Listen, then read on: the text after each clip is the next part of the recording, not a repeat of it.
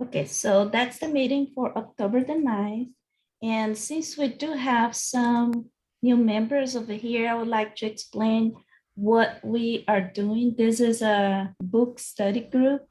And what we are doing, we are studying Spiritism, spiritualism, and the basis for this study is the Kardec books. In special, we got started with the spirits book. So every Saturday we meet, we read this group together, we discuss the group as a group, and every once in a while we have a lecture like the ones that we have today. The basis for that, we are using the Kardecpedia website, and we started with the book number 3, Moral Laws from the Spirits book. And this is our agenda. We have Luis and Livia today. The next 2 consecutive Saturdays, we will read and study the book. And then we have a lecture on October the 30th with Dr. Craig Hogan. He will talk to us about his own experience, how he built his knowledge, and so forth. And if you happen to miss any lecture or any meeting gather, so you can search in the YouTube channel Science and Spirituality Connection, and then you can search for the latest. Normally every Saturday night or Sunday, I upload the video to the channel. And okay, so here it is. We have today, we asked Luis and Livia to send to us or to give us this talk today, and a quick introduction here about them. So Luis and Livia, they are both members of this group, of the SLiDS group. Since the day one, they helped us from the day one to put this group together. And but evidently their credentials go way beyond that. So Luis is a teacher. He has this wonderful skills of teaching, and of course he's a bachelor in education. He has studied Spiritism for over 40 years. He also has worked in several Spiritist Centers in Belo Horizonte, the city he lives in Brazil. And as well as he participated in virtual groups such as Portal Saber Espiritismo and international groups as Kardec Radio in US with the segment The Gospel According to Spiritism. He also holds this YouTube channel, which is bilingual YouTube channel, Spiritist Connections. And that channel, YouTube channel, deals with Spiritist phenomenology from everywhere, Brazil and everywhere. Livia is a pediatrician who's been working in mediumistic groups and studying Spiritist teachings for several decades. She has worked as various Spiritist organizations and lectured in many Spiritist centers. Currently, she's been taking part in online study groups, and this is just one of them. So in the lecture of today, Luis and Livia, they will talk about moral law. Oh, I'm sorry. So it's not what I would like to show. Back. It's not. Come on, computer. Okay, I'm back. So today they will talk about the moral law or divine laws and how they are intrinsically connected to the reincarnation process. Livia and Luis, they studied several real-life cases of reincarnations using many books from Emmanuel. psychographed by with the help of Chico Xavier. And by the way, they know so much about this topic to the point that among us, the Brazilians group, we have this joke for Livia. We say Livia's first name is evidently Livia, but her last name is Reincarnation. So we call her Livia Reincarnation, just, just so you know how much she knows about it. But anyways, there are several books talking about, real life cases and, from people living in different time. And I'm pretty sure they will cover all of that today. So ladies and gentlemen, with you, Livia and Luis. So it's all yours, Luis. Let me know if you can share, if you need anything to share.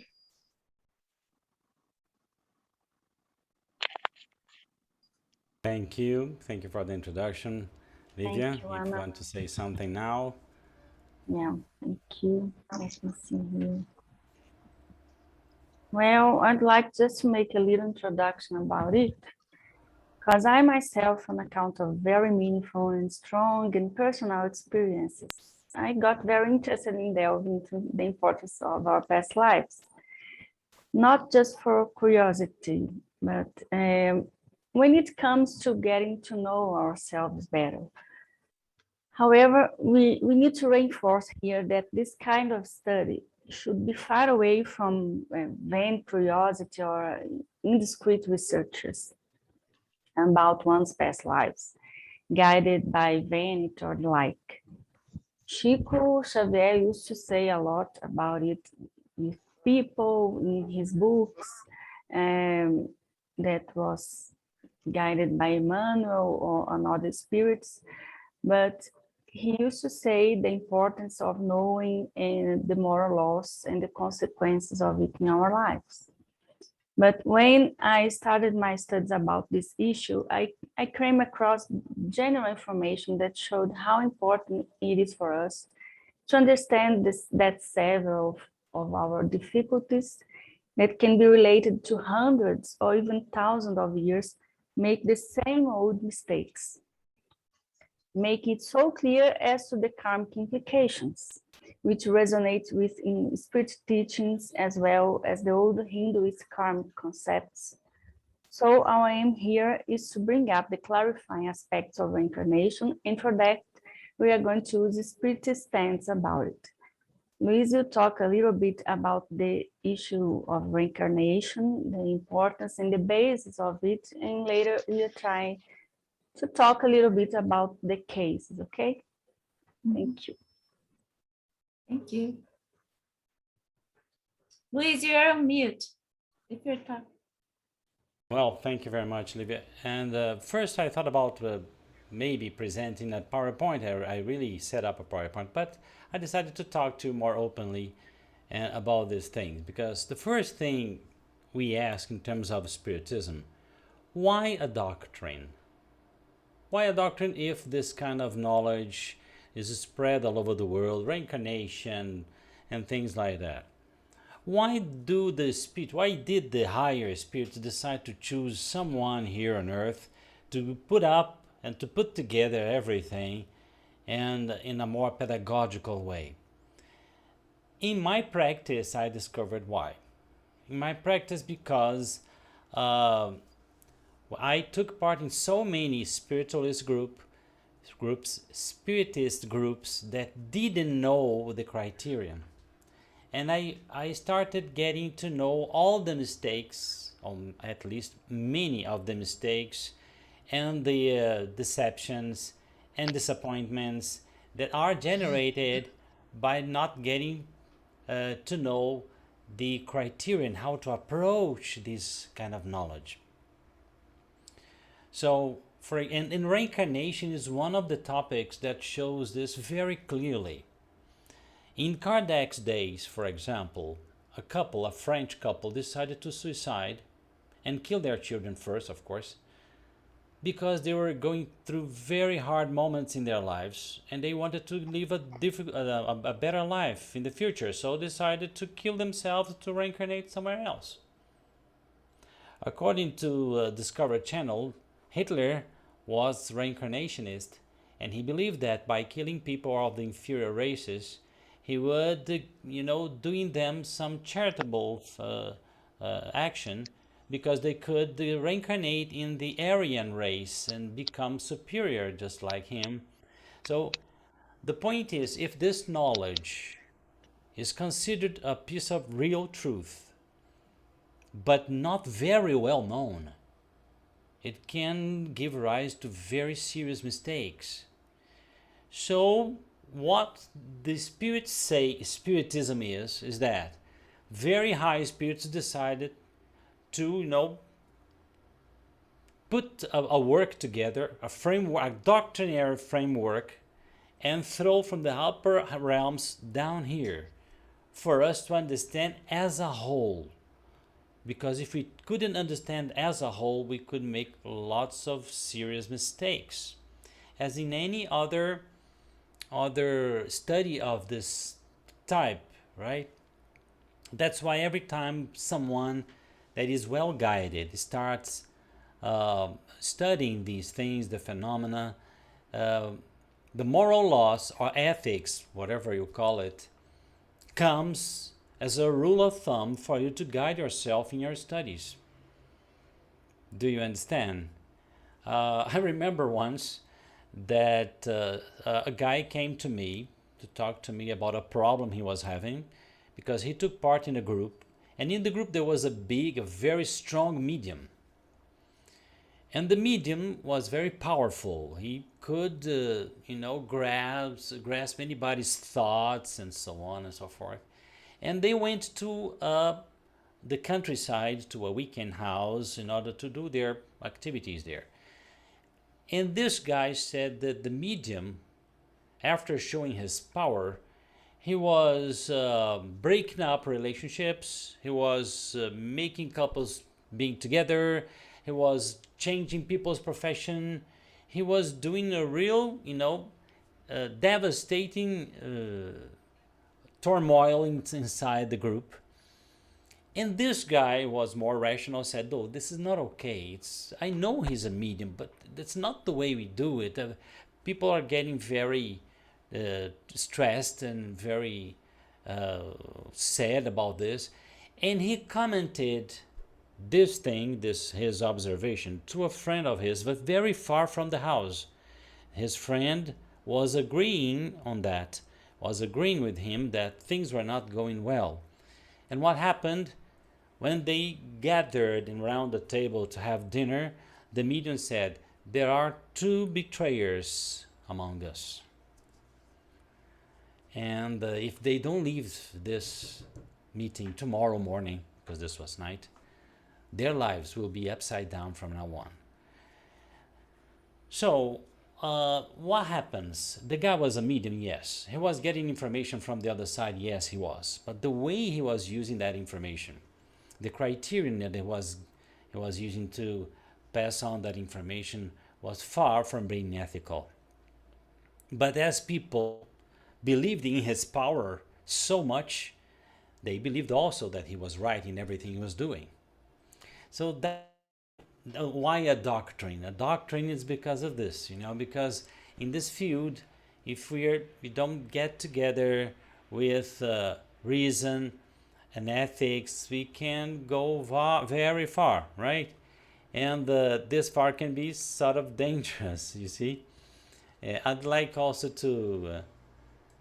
to say to you that, for example, when someone comes to us, right, saying that the Spiritist doctrine came or it's a religion, just remember that it's not a religion. It's just a way of approaching knowledge using mediumship, right? And if we don't have the fears of the constraints of science or the constraints of dogmatic religion, but we just you know, we approach spiritual knowledge. But for that, we need the very strong criterion, as I told you before, right? For example, in Spiritism, taking far-fetched speculations as absolute truth is really generally avoided. So, for example, there is a spirit that comes here and says that, well, God breathes, and his breath is around billions of years when he exhales. Okay, it's 100% well, but we just can't shove it because we cannot, it's something that's very far-fetched. And remember what Allan Kardec says. Allan Kardec says in his Spirit's book, the Gospel according to Spiritism, he says, for everything that is outside the exclusively moral teaching, the revelations that each one may obtain will have an individual character, lacking authenticity. That such revelations must be considered as the personal opinions of this or that spirit, and that it would be imprudent to accept them or thoughtlessly promulgate them as absolute truths. So speculations are welcome, but not as absolute truth ever, right? Because only in time we can go testing this knowledge, because mediumship is not that safe in our world. Take reincarnation, for example. Allan Kardec was very, very doubtful in terms of why he had been getting so much information about reincarnation, which was not happening in other countries. And he asked the spirit, of course, through the best medium. He thought it was a very good medium, ethically prepared, and so on and so forth. And he asked the medium, the spirits, why?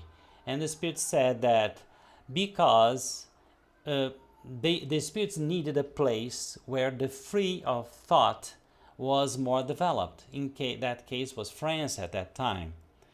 And because they couldn't review reincarnation in many countries, and if they did so, they would get into the problem of people rejecting reincarnation together with many other principles they wanted to teach in those countries, right? So, for example, in the Spiritist magazine, the Spiritist Review of 1862, right? He wrote the following quote: "Reincarnation in America" is the name of of this magazine topic, and he says that I say this is not in English, okay, people. And he said that the spirits were very careful so as to when and where they could show the whole doctrine of reincarnation, for example. And for that, they chose a country where the freedom of thought, as I said, was more available and spread. So the spirits avoided teaching reincarnation in countries where it could make people refuse it together with all the others. And Kardec even cites the problem of racism in America as being one of the reasons of why reincarnation is not at first taught there. And this is something very interesting because I know this, even according to the local culture, you can even ask some spirits about some truths and they will deny them if that truth is going to hurt people's feelings or people's beliefs, local beliefs, right? And this is something very interesting because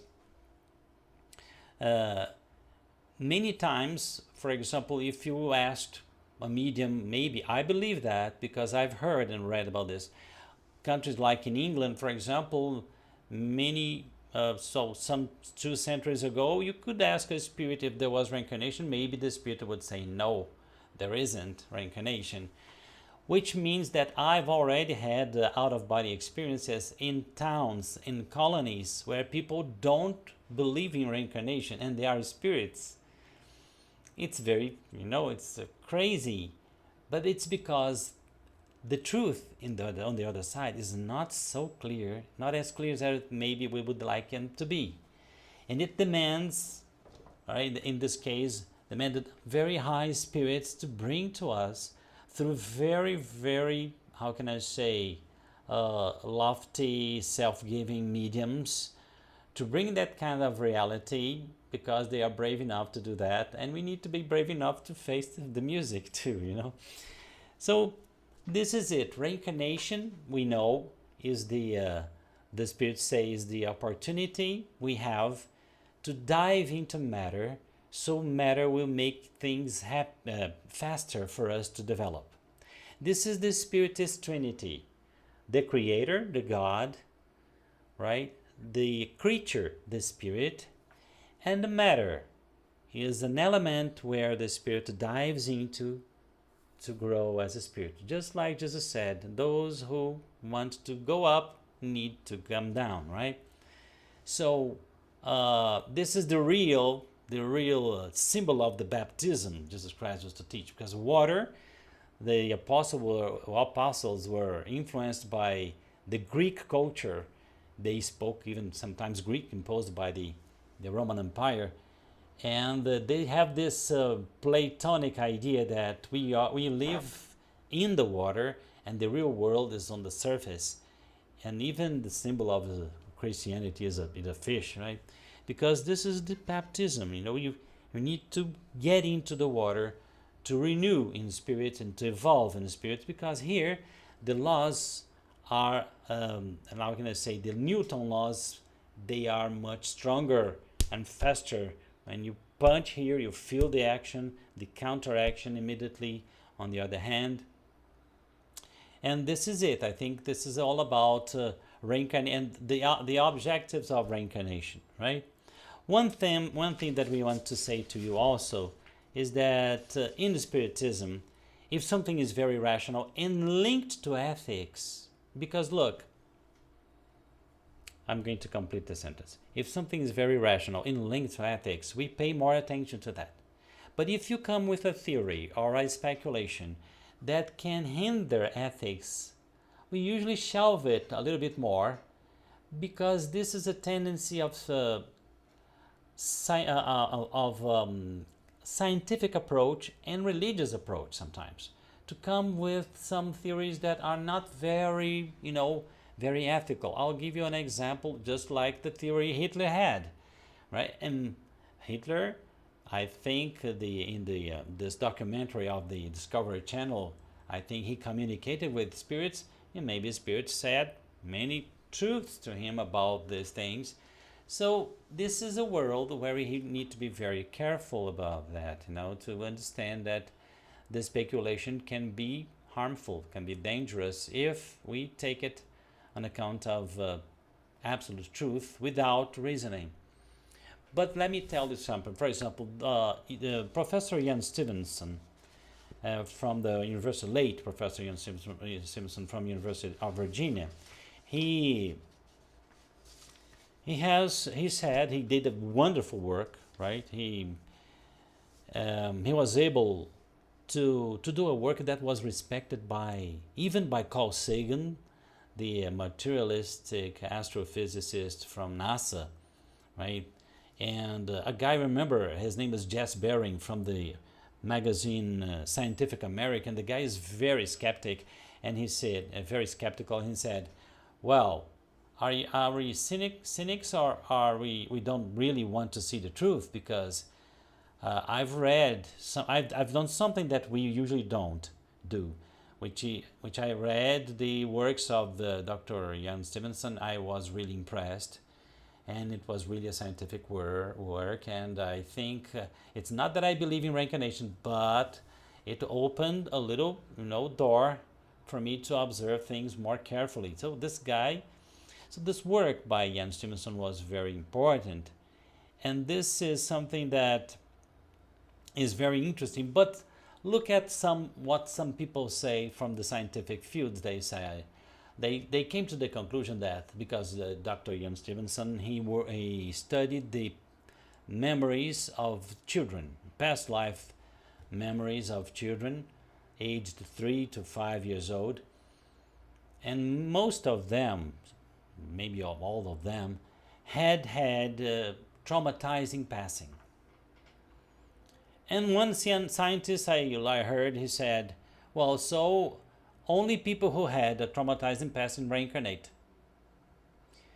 And they were coming to this conclusion, right? And we would say that no, right?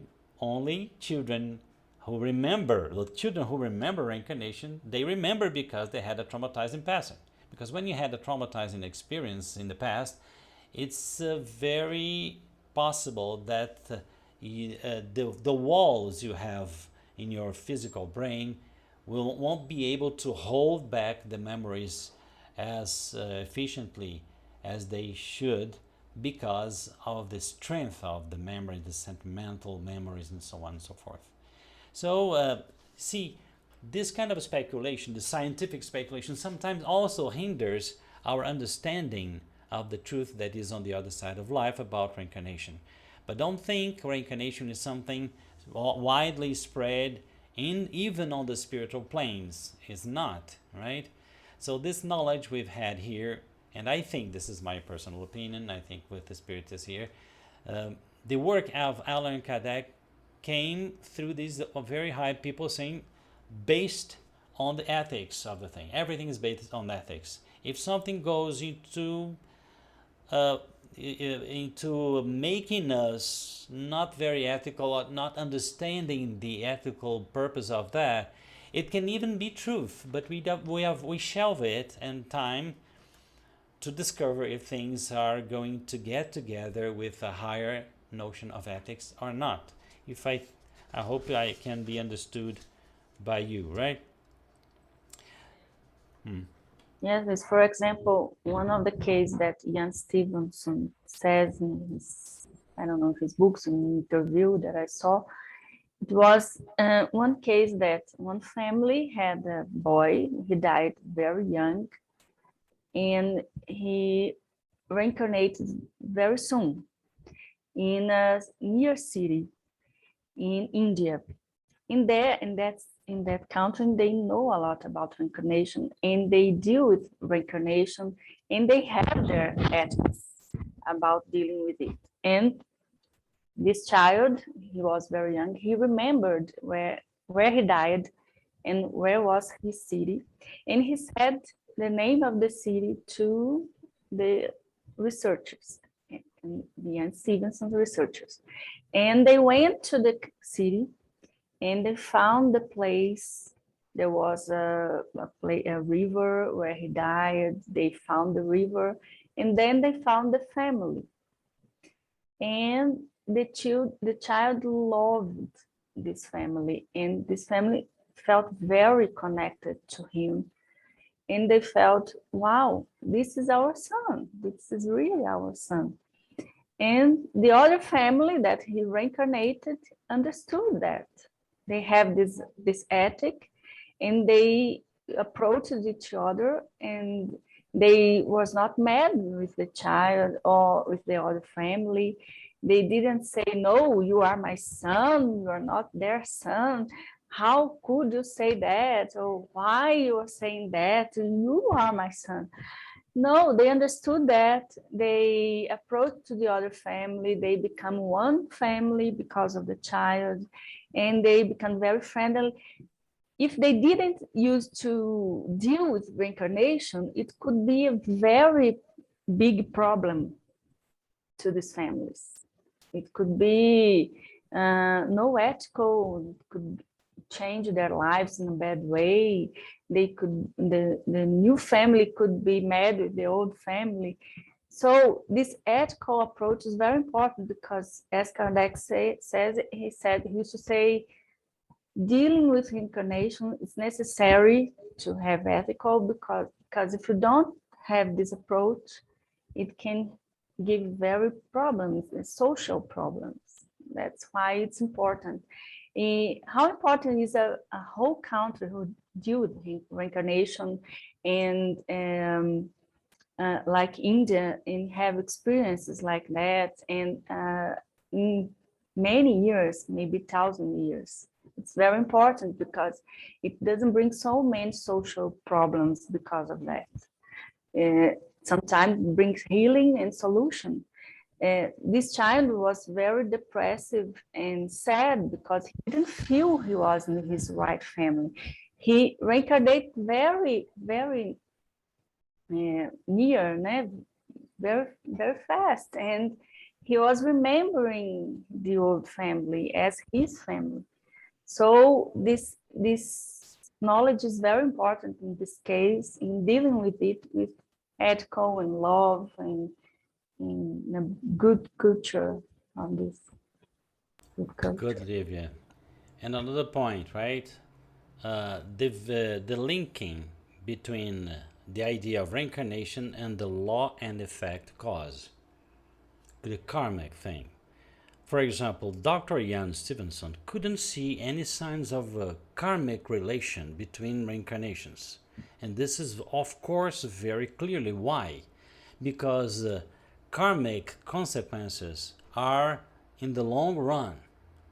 You don't exactly, because love, the greater spirit of God, whatever you call the spirit, right? The uncaused cause, he's very merciful. It's very merciful. So if you make a mistake here, a big mistake here, now maybe you will have several lives to redirect your soul to doing good. Because by doing good, you wash away your karma. That's why the Apostle Peter in the Gospel says, love covers a multitude of sins. So life, God will wait for you to correct your mistakes. Oh, I've had many abortions from me. Okay, so go take care of children. Give them a good life. You won't need to suffer because of that. There's a sign from the highest spirit, a sentence in the Spirit's book that say, for God, it's better if you lose a piece of your little finger doing good to others than for 10 years in bed to pay for your debts according to the divine providence. Understand? So there's a way of washing away this karmic thing. There's a linkage. If Christians could understand that, they would be one of the most powerful people in the world, because Jesus Christ speaks about karmic thing and reincarnation all the time. Then people say, they say to me, Sergio, you spiritists, you always say that Jesus Christ speak about reincarnation with Nicodemus and Elijah, that the John the Baptist was the reincarnation of Elijah, which is very clear in the Bible. But no, every time Jesus Christ said something like, those who kill by the sword will be killed by the sword, he's talking about reincarnation. I remember once I was lecturing, I was speaking to very, very, very poor people in Brazil. I used to speak every Sunday for people from the favelas, the slums, right? And I spoke about Spiritism to them. Most of them are Protestants, right? But I spoke anyway. I knew there was some kind of resistance, but I spoke about Spiritism. I now remember one of the girls, right? One of the women, she put up her hand and said, Sergio, I don't understand this sentence. If you kill by the sword, you'll be killed by the sword.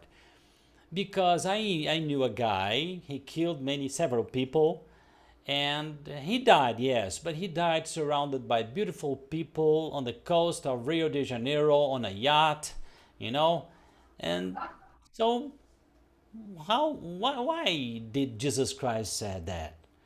I said, look, that comes the idea of reincarnation, right? Maybe in another life, if he doesn't get himself back on the tracks of the good doing, maybe he'll be killed the same way. And a Protestant pastor that I knew, he was kind of undercover in the audience. He put up his hand and asked me, I don't agree with you. This guy will be stabbed in hell. Right? I said, okay. Up to that moment, your theology can explain that. But it cannot explain people who are, quote unquote, innocent and suffer. Reincarnation explains. Right?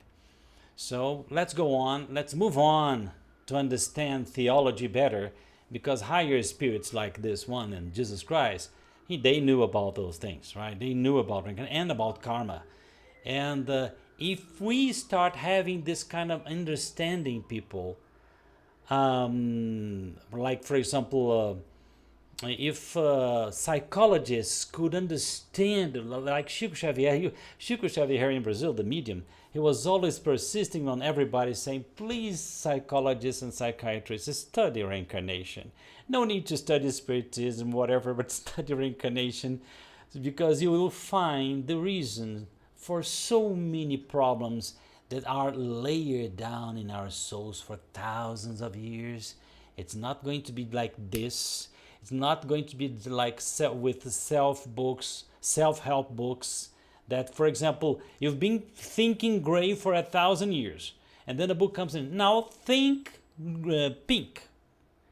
Think pink, and you'll solve your problem. It's not that easy, right?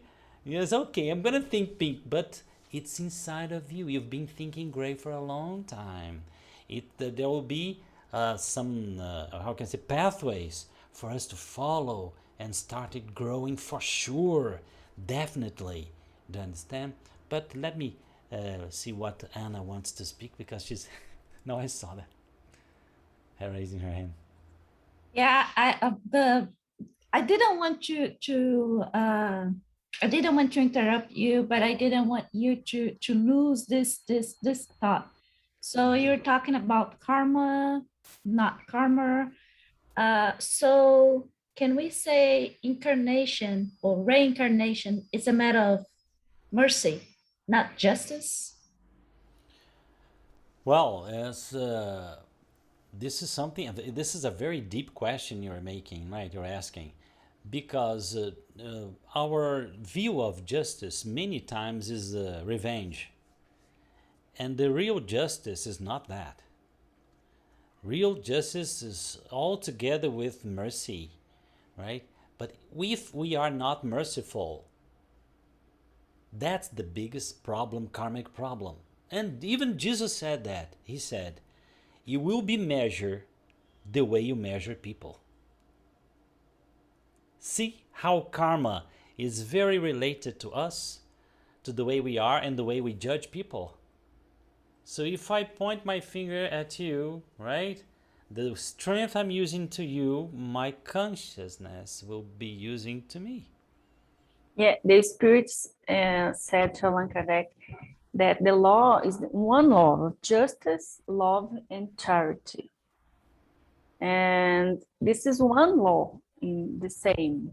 There is not only just for God or only love, it's all together. And when we come and have this law of justice and love and charity, because God's charity for us to recover our life and begin it again and have this new chance to do things and be better. It's one law of just love and charity, and his justice is just like love. It's united with love, and we can't separate that. And when we think it's a punishment, we are not thinking right. It's because we have this in our consciousness, like we saw in other Spirit's books question, God's law is in our consciousness. So we have it inside us, but we have his love too. So if we learn to love like he asks us to do, maybe we can have less justice and more love. Who knows? You can say, Giles. I think it's worth mentioning at this point. You froze, Giles. I think we lost him. He hadn't been freezing up to this moment. He decided to speak, he froze. So this is a kind of synchronicity. There's something. Well. Yeah, he'll be back. Yes. He's been having this problem. Really? Maybe his internet's not okay. Mhm. I'll This tell him to pay the internet bill next time. He's forgotten. Sorry, I cannot help but No, I had to get an adapter connector. So Ah, it, yes. yeah, It's good. So let's go on before he comes in again. For it'll come example, I back. remember Chico Xavier speaking something very good about that. He was speaking about Jesus' teachings and karma, right? And he's saying about the heavy yoke. I think it's in English, the word is yoke, the heavy yoke and the soft yoke, right? The light yoke. And he said, those people who live under the heavy yoke, they suffer a lot. They are justice makers, right? Because if you are living under the heavy yoke, you are a person that charge from other people a lot, and because of this, life will charge from you a lot.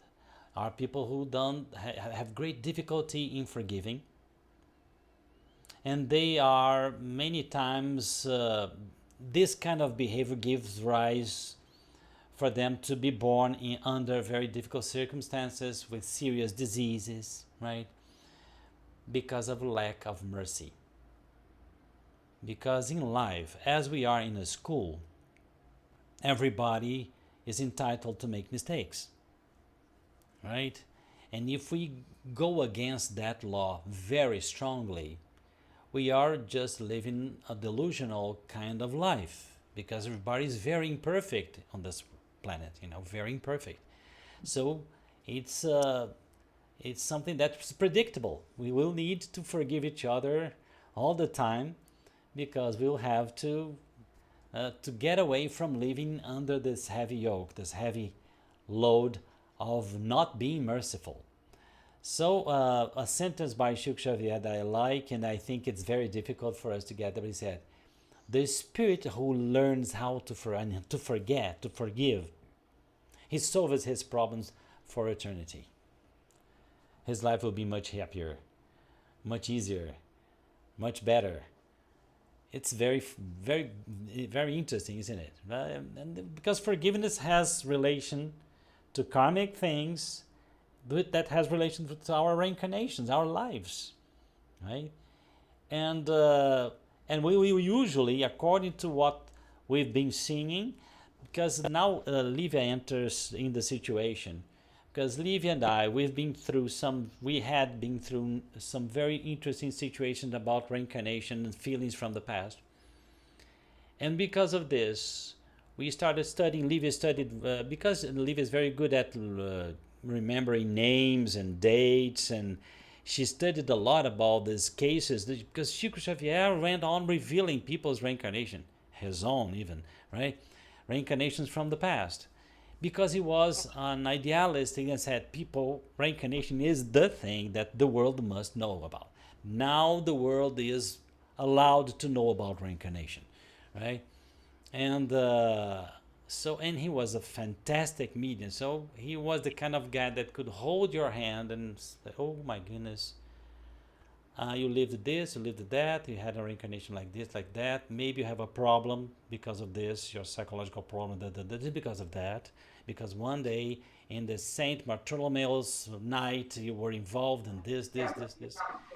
And this is so beautiful. But the problem is, you need to have this approach in mind for the spirits to be allowed to talk to you about that, because they respect this very much. I was watching a video by Jim Tucker, the successor of Ian Stevenson, and he said that now in America, there have been fantastic cases of reincarnation, because Americans are getting more open to the idea. Because in the past, they could only research about this in India. Yeah, because if an American family had a child who had these past lives memories, and the father was a Protestant, a Christian guy, he wouldn't accept this. He would say, no, I don't want my daughter or my son to get involved in this kind of knowledge, and so on and so forth. So people, I'm just talking to you today. I decided not to do something very scheduled in terms of programming topics, because the idea is, why a doctrine? Because we need to be very ethical. and we need a very strong pathway. Allan Kardec said something very interesting that really was impacted to me. He said, the most prepared people to understand this knowledge on earth are people from Christian denominations. I said, what? And then I went deep into the study, and he said, because of the notion of ethics, the higher ethics of Jesus Christ's teachings. So it's less dangerous. Do you understand? So Livia, for example, when Livia starts speaking to you, and she said now in the introduction that we don't need to tackle the situation in terms of past lives with curiosity, because we forget, because we need to forget. If we don't forget, we can feel we are the most miserable person in the world, or the highest victim in the world, or both of them at the same time. And God wants us to be happy, and for us to be happy, we need to forget. Because imagine, we usually reincarnate together with people we have relations, we have been having these relations for thousands of years many times. So, but what happens if you discover that your daughter is someone who killed you in last reincarnation? Yeah, some things like that. It's a very serious situation, but Freud almost got there with the studies of the complexes. Almost got there, right? Then she said, oh, if Freud could have a little bit braveness to accept incarnation, he could have been farther. Anna, please. Sorry. Yeah, again, you mentioned something, and which, as a matter of fact, I would like to show you this. So I had this slide just in case something comes up related to that. So we have, I guess everybody knows about this cavern in France. And the name of the cavern, the cave, sorry, is Lascaux. And it is full of paintings from the Paleolithic period. And even 20,000 years later, it is considered a masterpiece, something that is a wonderful, marvelous piece of art. So it's very hard to think that someone, a being with no education, no knowledge, no nothing, right? So very grotesque, very or much closer to an animal than a human being. So it's very hard to think that someone like this would be able to paint something like those paintings. So there are some discussions about that, some discussions saying, well, maybe those beings, they were not really that, how can I say, non-educated. They had some skills, perhaps some experience or memories from a past life. Would you comment on that?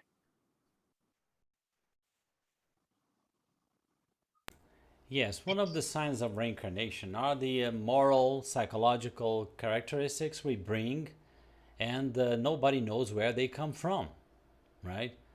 I remember once, this guy was on TV in Brazil.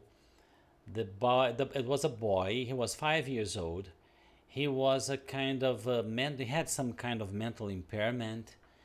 And one day, his parents woke up in the middle of the night, and the boy was playing the piano, classical music. And they found out that he should only listen to a piece of music once, that he was able to play it on the piano. And they went to speak to Chico Xavier about that. When they went to speak to Chico Xavier started, oh, this guy is a Dutch musicist reincarnated in your family. By the way, when Chico Xavier remembered about the Dutch musician, oh, his name is the name of the Dutch musician. I think it was something like that, the same name of the Dutch musician. So that's it. And he came. But why did he come this way? Because many artists, right, they abuse of their power. They sometimes go farther than they can in terms of imbalance in art. And because of this, he came with these limitations, and he came specifically to play for sick people, the Hansenians, for example, people with leprosy, right? So she already gave the recipe for him to do good in his life, Don't go into very much, imbalance in your life anymore. And because this is the limit. Look, Jesus Christ said this again. He said, you'd better be born without one arm than be born with the two arms and be thrown into hell. What is hell? It's a very bad state of consciousness, right? You'd better be born with one eye than be born with two eyes and be thrown into hell. What is he talking about? Karma and reincarnation all the time. Jesus Christ talked about this all the time. It's how come the Christians could avoid this kind of knowledge. We know it because history tells what Romans did with all this kind of thing. But see, when we are open to the idea, it's so important. The spirits say, when you are open to this idea and you delve into it, when you get into the spiritual realms, you'll be one of those who are going to be invited to take part in groups for preparing your next reincarnation. And you will prepare your next reincarnation based on what? Who is the person I most urgently must be together with to solve my problems? To uplift, right? I mean, to lessen the weight of my perispirit for me to go up above, right? Because the problem is that sometimes we go to the other side and we are very heavy, and we don't know where is this weight coming from. The problems from the past that were unsolved yet. So look, just by knowing the idea and delving into the idea, we'll be invited to, okay, this is not a problem for you, is it? The ethical thing of karma and the ethical situation of reincarnation is not a problem. No, it's not. Okay, let's plan. Look, there's a guy here that when you were, a shoemaker in Holland, in the Netherlands, in the 1600s, you didn't do good to him, It's something that's really damaging your progress. You regret this very deeply, very inside you. You don't remember this, but we do, we know. So what about receiving him as your child, the next reincarnation? What about doing this? So by doing this, you can give longer steps into your progress, right? And in the spirit release meetings we do here, because of this, we've already seen many personal problems of mine being solved, that I every day kneel myself, I get down on my knees and say thank you for being able to have this opportunity of being born in a country where there are spirit release meetings, because there were spirits that they were brought to me and saying, they charging me, oh guy, you will do this, you spoke wrong, you said this to me, I went into, I follow your mind, and I wasn't successful because of this. So many times the spirit said, look, this session was worth a reincarnation because the spirit was redirected, he forgave you, you forgave him also, and so this was so important. And this kind of a thing, when the world starts doing this kind of thing more often, how much of the stress and obsession and mental problems, spiritual problems, will be solved in a much easier way, right? Anna, please.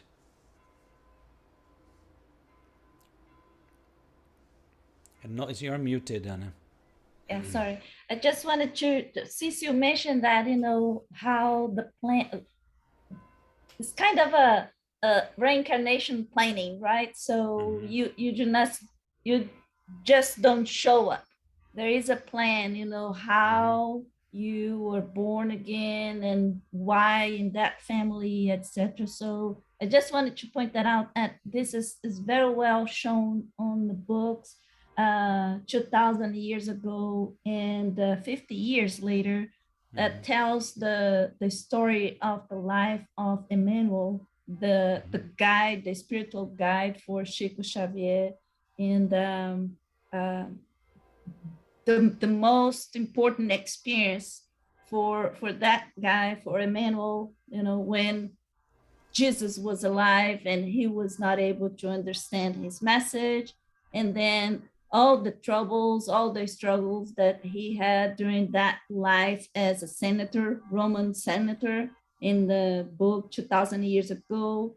And then in the book 50 years later, he comes back, but this time as a slave in a very, very different condition. But just to your point, he didn't come back to exactly the same family. He didn't come back to the ones that he loved or he loves at that time. He came back to face the same people that he was struggling with. He was having problems, conflicts with. Would you please comment on that? That's it. Yeah, and Emmanuel was very, very strong, called by Jesus in this life of 2,000 years ago, and he chose Roman. And when he chose Roman, he had to come back. Jesus said to him, you can choose me or Rome, and if you choose me, you will be free from this planet. Oh, he almost said that, not said this way, but and he chose Rome. That's why he came as a slave, to learn the other feelings, the feelings of the slaves, to learn how to be less proud of himself. And this was why he came in another family, in another situation, but he was dealing with the Romans. And so he became a priest in another lives too. You will learn about it in another presentation, that he had to be involved with the Roman Catholic Church because he chose Roman. Not that it's wrong and I'm not against it, but he was not in a good way in it. There was a lot of missionaries in this church, in another churches, but he was linked like with proud, and he was very proud of being Roman and with the authority. And in his last lives, he said, I'm so tired about dealing with authority, because when he chose that 2,000 years ago, he didn't choose to deal with his proud, and he didn't choose to be humble or to search for humbleness. And he had to deal with the authority in many other lives, with the consequences, the moral consequences of it. And because of that, he had to be dealing with the authorities, with many proud people, many difficult situations in the church because of his authority. And it linked him with this kind of situation, many other lives, to be involved in authorities, in religions, because he was searching for Jesus, but he couldn't find him again. Not because he was in the church, but because he didn't search it for real anymore. If he was in contact with the primitive Christianity or Christians, when Jesus called him, he called him personally. He was in front of Jesus. You have opportunity. I'm just trying to let you to be curiosity about these books, because there are so many details that is difficult to explain just in this time. But you can see in these books, maybe if you search for, and he was personally in front of Jesus, and he chose him with his wife that was with him, and she became Christian. He could be in contact with the primitive Christians, and being in contact with them, he could find a way of humbleness, to be humble, to be with the truth searching of Jesus' teachings, and with the real Christians at the beginning. And this will let him free from authority, from proud, and everything he had to be linked in many other lives because of that. So that's important, because this is the moral laws and consequences laws of reincarnations and quote karma, but that's linked with what it is inside us, what we really are searching for. And God doesn't go against us in a violent way. He deals with it, and he waits for us and for our free will and for what we really want to be freedom and what we really want to be in very inside of us. And there's another book that is unfortunately with no English translation. The author is Clóvis Tavares. He was a late spirited professor. He featured Emmanuel, Chico Xavier's spirit guide. He talks about many of his reincarnations. And in this book called, in a free translation, Wisdom, Love and Wisdom, it's an old book, but I would like to read a excerpt from it. He says, in this book, in an intimate message by Spirit Lucius, which is another person, in another book from Chico's, he said, the past can always teach as long as we can watch it with high understanding. It's a mild medicine, often a bitter one, but it always heals when our soul is willing to use it towards our betterment. So that's why Chico says about so many reincarnations in so many books. There's another case in a book, Renunciation, that Anna showed, that we call a non-linearity of reincarnation. So he looks like a very good person in a past life, in the book 15 Years Later, which calls about Emmanuel's true and tells about Emmanuel, the book 15 Years Later. And he looks like a very good person, a very Christian person with so many knowledgements about Christianity. And he teaches his fiancée, and she became a real Christian. But when he reincarnates, he became involved with the Christians, the Catholic Inquisitions. And he was responsible for the death of many people. And sometimes we think why it happens, because he didn't deal with the inner of himself. He didn't deal with what he really was. He was only intellectually learning about that teachings. That's why we need to search for our real truth, what we are really looking for. That's why we are going to be in next lives. In a transformation. Una wants to ask. Una, do you have any question? I do. So I have finished listening to 2 books by Michael Newton from the Newton Institute, and he has written about the journey of souls. So where you go, like after you pass back over, and what happens to souls and things. And he also discusses a bit about reincarnation and about choosing your next life. And I was wondering how do Michael Newton's perceptions of reincarnation stack up against Chico's ones? Like one of the cases Michael Newton talks about is a soul who has spent 800 years trying to get over envy. 800 years. I just wonder how that stacks up. Yeah, well, the problem is, well, we can go talking on and on. The time is running now, but look, once there was a guy. I don't know if I could understand it very well what you said. Yes, but there was a guy here in Paraguay that there was a supermarket that caught fire, and the guy to show off his authority as a manager, he decided to close the doors, to shut the doors of the supermarket to avoid people leaving without paying. Because it had the fire had started very small, but the fire spread all over the place very fast, and 250 people died.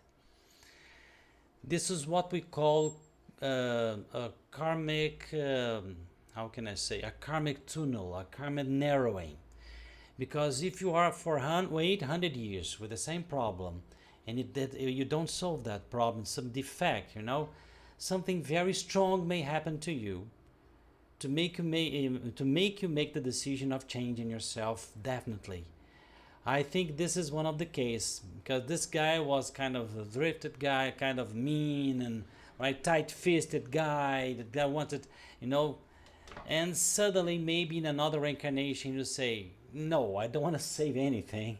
I don't want to save cents or shillings. I don't want to save anything.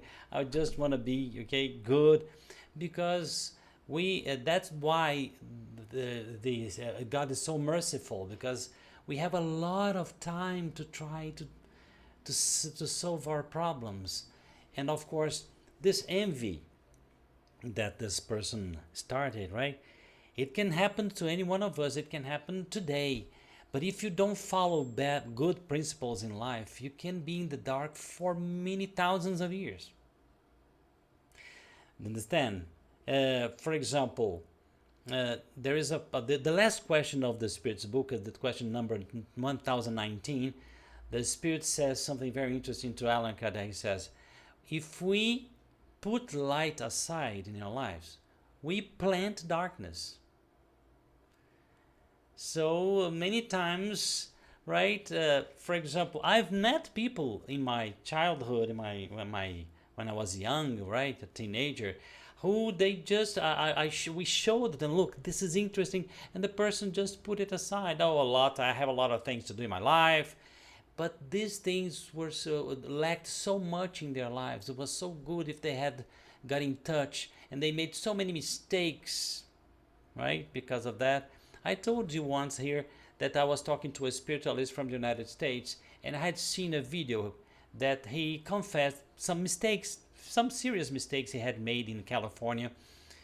And I once in a conversation, him in a seminary, talked to him, look, if you had read some Kardecian books, and you had accepted the idea, you certainly maybe wouldn't have made those mistakes, to understand? Because when you reject light, you say, darkness, you are welcome. And this is a problem. This is what Livia said about this guy, this Publius Lentus, this Roman senator. He was kneeling in front of Jesus Christ. He was hypnotized by Jesus Christ. And Jesus said, look, if you stay with me this reincarnation, you're free. But if you don't, you'll have some thousands of years to correct the problem. And he didn't. Because as soon as he was, he came to himself again. Oh, come on.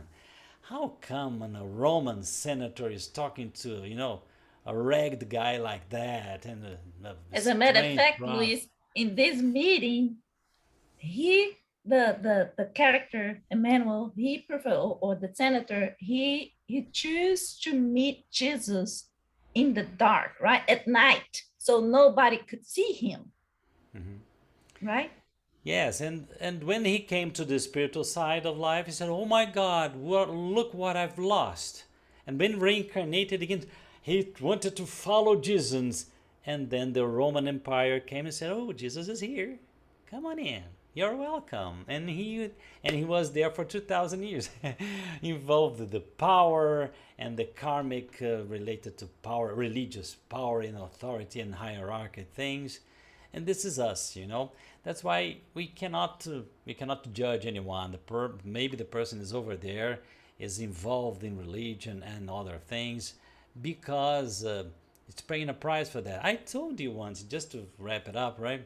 I like telling this thing because this anecdote, because it's something that really touched me.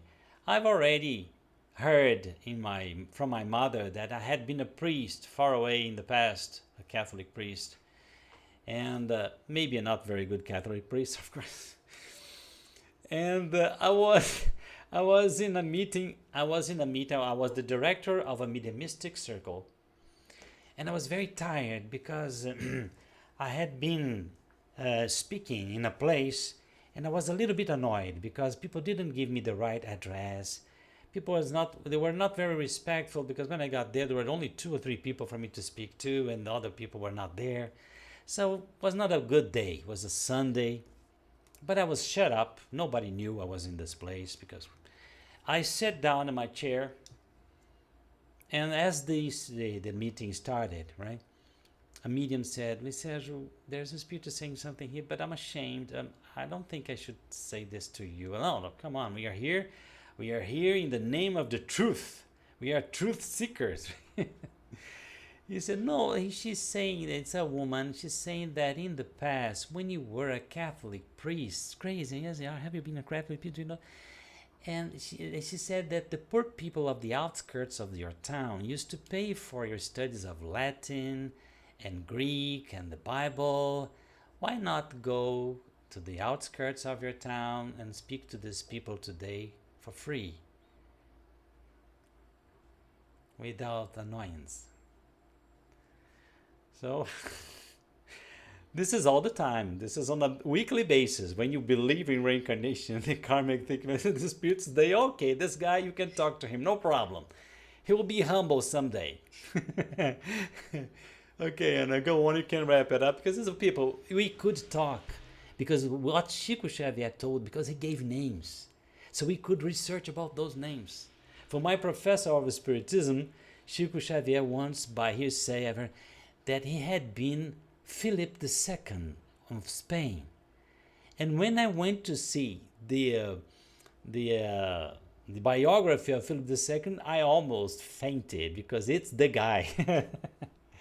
It's the guy, because very prudent, very, very careful. So much so that Teresa of Davila called him the prudent, right? The very prudent guy. So it's very beautiful, the revelations by Chico Xavier, because we could check the personalities and say, my goodness, that's crazy, yeah? Okay, and I can wrap it up, because we could go on forever here. On and on. This is Livia could go on with you people, telling the cases that she studied, the evidential cases that she studied about personalities Chico referred to, that we could, go over overnight. Yeah, I was just gonna say that, for Emmanuel, this spiritual guide for Chico Xavier, he repented, he regretted so bad that he met Jesus, and he didn't understand what Jesus wanted from him. He regretted so badly that to the point that he spent like 2,000 years working for Jesus' message. So because of that, then he worked with Chico Xavier, and with this work, and they together they psychographed something close to 300 books or so, right? So Chico Xavier psychographed like 430 books or something. Out of that, I guess the majority, 300 something, is from Emmanuel, right? And the Chico Xavier Spirit Guide is this early senator. And he was, according to Chico Xavier, Priest Manuel da Nóbrega, the founder of the city of São Paulo, right? And he came as a Jesuit to Brazil and lived a very difficult life here, with no place to live, with no house to live in, eating what people gave him to eat. And he explains why he came into a reincarnation like that. It has to do with that moment 2,000 years before. Beautiful stories, right? Enchanting wonderful stories. stories. The If time you have is a off. chance to read those books 2,000 years ago It's in and English, 50 yes. years later. If you read them in English, you can ask, and then Livia can give you a real, class about those personalities. I That's true. interviewed one of those personalities. I myself, we interviewed. Remember, Livia? Yeah, It's called Dona one of Wanda them. Joviana, Miss Wanda Joviano. And if you talk to her, it's her in the book, right? Her personality is very funny. Okay, guys, Amazing. thank you very much for Well, attention. thank you, Thank Luis. Thank you, Livia, for this wonderful talk. We could go on and on. It's such a wonderful discussion and a wonderful topic to talk about it. So yeah, 423, we are at the very end. I thank you all for joining us today. We will meet again next Saturday, again with a book study. You are welcome to join us, and we will see each other then in 1 week. Just a minute, just before you go, I seen something I hadn't read yet. She says, Oh. apparently reincarnation is most often in countries where is it? Yes, this is believed. Because not the reincarnation itself, but the revelation of reincarnation is more frequent in those countries and in the mediumistic circles too. Why? Because Right. Yes. the spirits, they have the freedom not to hurt us with this kind of knowledge. Thank you Yes. very much, I think, for As I say, that he said that among the Druze in Syria, because they believe it, it's not surprising, and that they can identify people. Yeah. Yes, that's it. Indeed. Okay, guys, thank you very much. See you next week. Take care. Thank you. See you. Thank you. Bye-bye. Bye. Thank you. Bye.